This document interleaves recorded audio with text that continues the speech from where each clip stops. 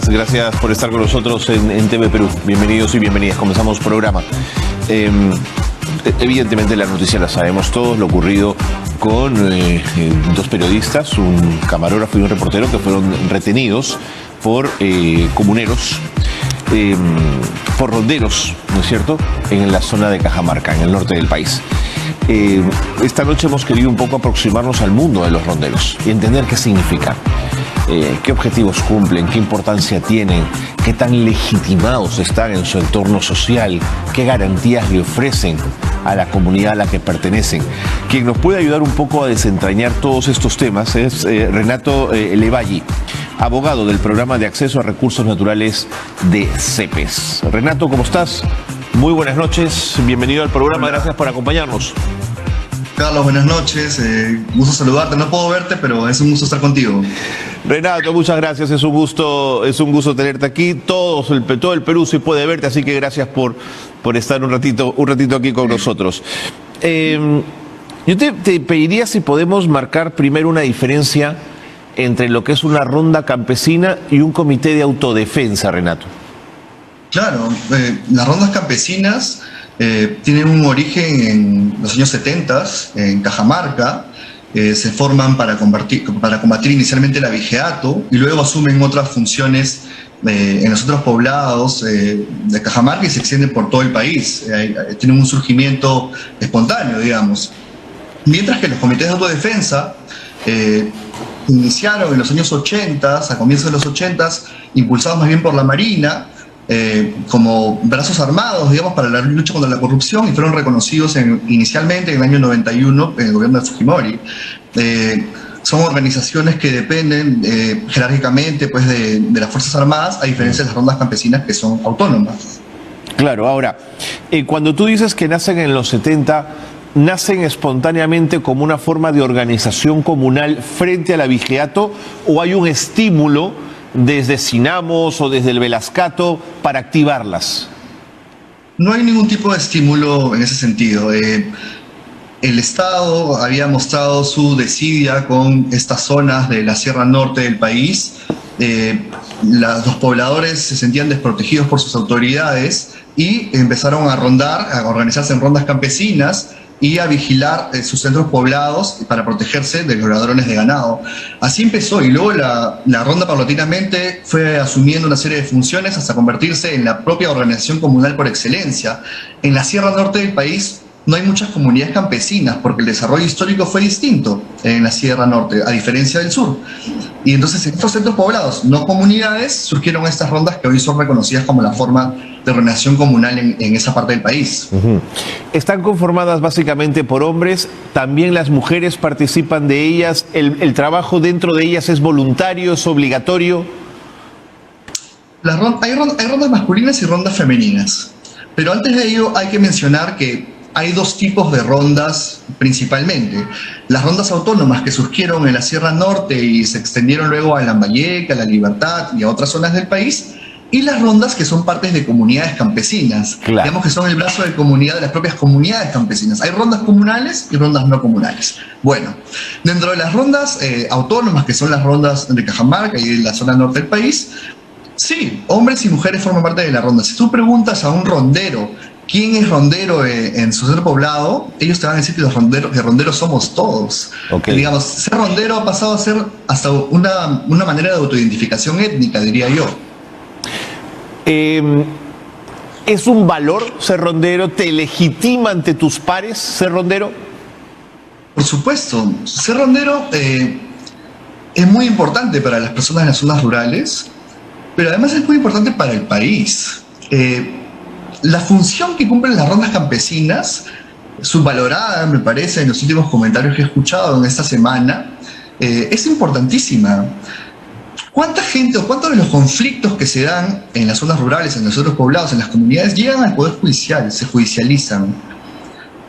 O sea, la posibilidad de contar con un abogado y llevar un caso es mínima. La mayoría, diría yo, de los conflictos se resuelven en la justicia campesina, en la justicia comunitaria y en la justicia rondera. ¿Cuántos millones de soles ahorra la justicia indígena o la justicia campesina al Estado en temas de justicia?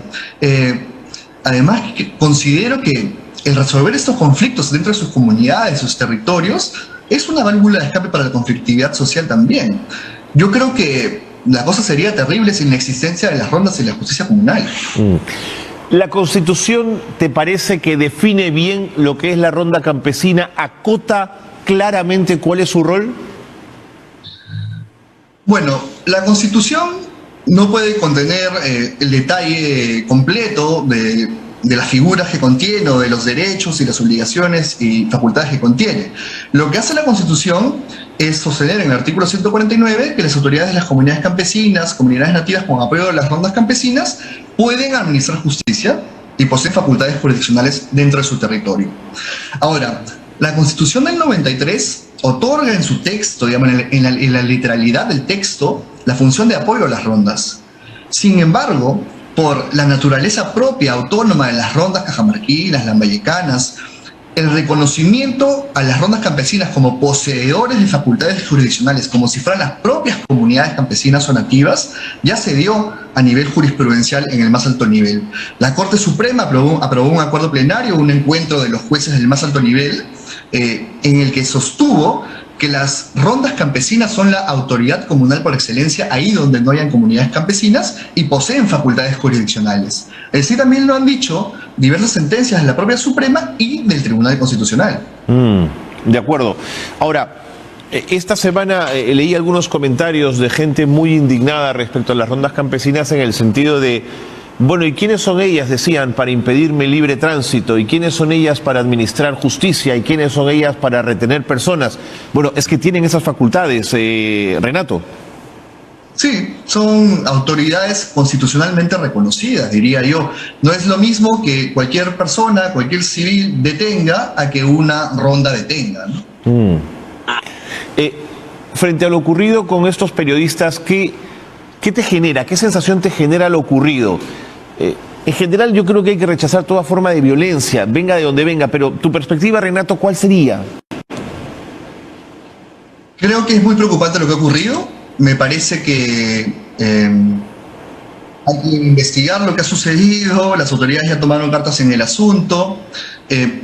Se habla con mucha facilidad de que se ha secuestrado, que se ha coaccionado, digamos. Hay varias cosas que se han sostenido desde el periodismo y también desde algunos abogados que han hablado en medios. Y, digamos, es claro un hecho en lo que sucedió. Los periodistas fueron obligados a dar una declaración pública o a retractarse sobre algo y parecería configurarse algún tipo de coacción en ese sentido. Sin embargo, las autoridades que analicen este caso van a tener que analizar también que los ronderos tienen la capacidad de detener. Se ha sostenido que no te pueden detener, que no pueden violentar tu libertad de tránsito. Sin embargo, son autoridades que tienen esa facultad.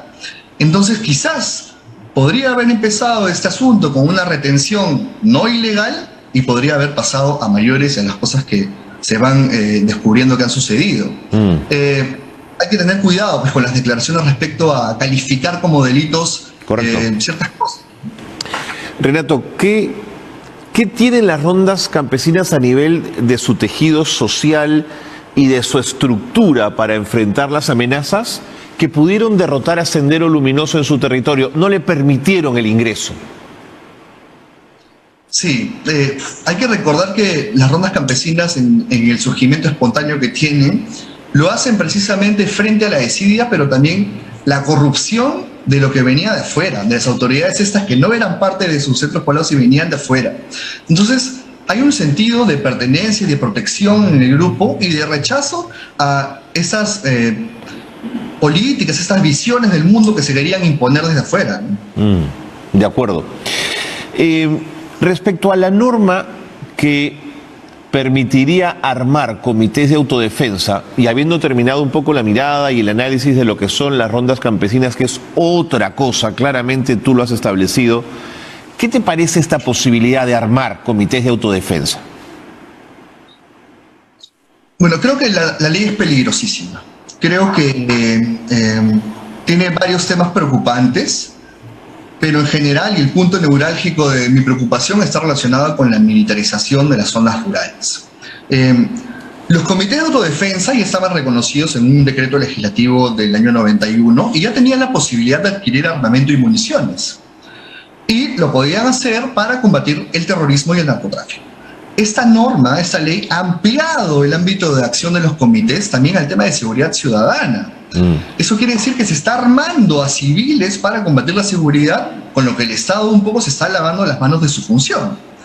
Ahora, hay un tema bien puntual respecto al financiamiento que también es sumamente preocupante. La norma dice que el financiamiento puede ser público o privado. Y en el tema del financiamiento privado, lo que se dice, el origen privado de ese dinero sería a través de donaciones debidamente registradas en las municipalidades. Esto, desde mi punto de vista, es lo que más se presta a la formación eventual de grupos armados que puedan defender intereses particulares. Y siendo las zonas rurales, zonas que donde en muchos lugares prima una economía ilegal, priman actividades que no son legales, lo que puede pasar puede ser gravísimo. No quiero dejar de reconocer además que el informe final de la Comisión de la Verdad y Reconciliación señaló por parte de los comités de autodefensa no pocos casos de violaciones a los derechos humanos, Renato. Sí, Carlos.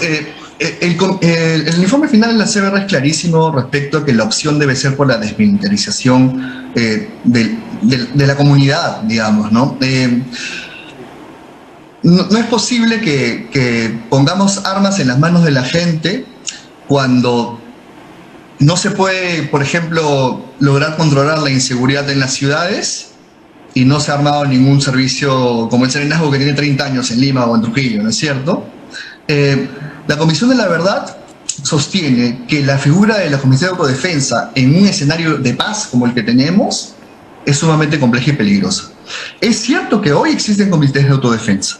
En Ayacucho, por ejemplo, aún hay comités de autodefensa. ¿Seguro? Y se tiene que reconocer que aún tienen algunas funciones que son rescatables.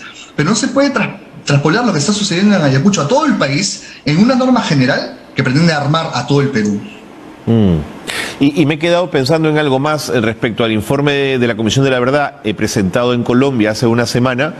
Sí. Se asigna la mayor responsabilidad de asesinatos a comités de autodefensa por encima de las FARC y por encima de las Fuerzas Armadas involucradas en el conflicto, Renato.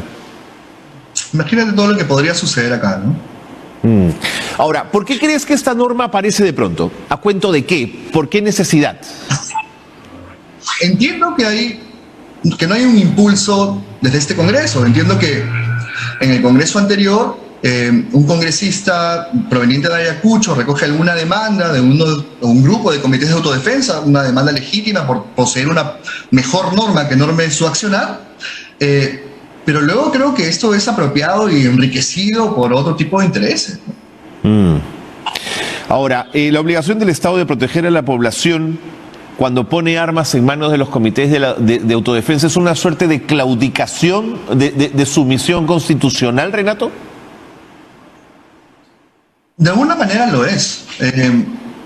Porque una cosa es que el Estado haya reconocido su condición de pluralismo jurídico, porque el propio Tribunal Constitucional ha dicho que ese tipo de país somos, que deberíamos ser guiados por un constitucionalismo intercultural y reconocer los diversos derechos que existen, y por lo tanto reconocer a las rondas campesinas y a las comunidades campesinas que administran justicia y nativas y su accionar.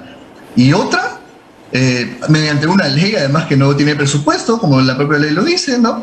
Armar a civiles, porque no se van a armar necesariamente ronderos. Esa no es una norma que busca armar ronderos. Lo que dice la norma es que se va a formar comités de autodefensa en el ámbito de intervención de las comunidades campesinas nativas y en centros poblados rurales. Eso es lo que dice. ¿Y no te da garantía la norma cuando además señala que estarían bajo la supervisión de las Fuerzas Armadas? Los comités de autodefensa en los 80s y 90s estaban bajo supervisión de Fuerzas Armadas. Tú has visto lo que sucedió con él.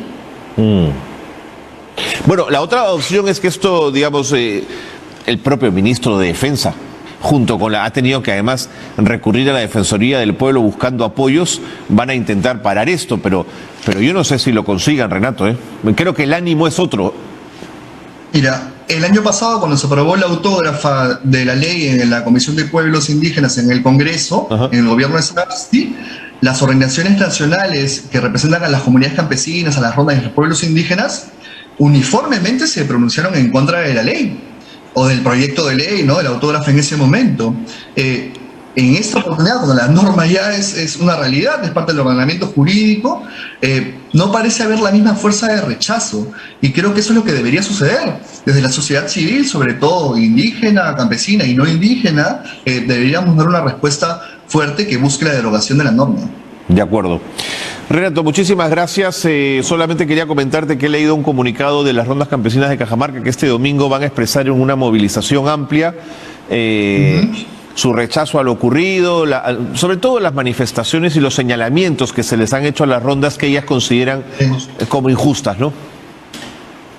Sí, bueno, están en su legítimo derecho. Es importante sostener que una cosa que se ha dicho sobre las rondas es que las rondas no pueden cometer secuestro. Lo que dice el acuerdo plenario de la Corte Suprema, en el que se basan para sostener eso, es que las rondas campesinas no cometen secuestro cuando detienen a alguien que presuntamente ha cometido un ilícito. Sí. Eso no quiere decir que exista la posibilidad que se pueda cometer secuestro también en esos ámbitos. No hay zonas exentas de control constitucional en este país. Lo que sucede es que la jurisdicción de las rondas y las comunidades no está sometida a la justicia ordinaria, sino a la justicia constitucional. De acuerdo, Renato. Pero no perdamos de vista el elemento de la coacción, que estuvo aquí presente también en todo momento, que es parte del problema a discutir y investigar. Muchísimas gracias, Renato. Como siempre, un gusto conversar contigo. Un gusto también. Saludos. Renato Levalle Tapia, abogado del Programa de Acceso a Recursos Naturales de CEPES. Su investigación sobre rondas campesinas es muy reciente. Por eso conversar con él en relación a este tema es muy útil para entender el papel y la dinámica de las rondas campesinas en Cajamarca el día de hoy. Muy bien.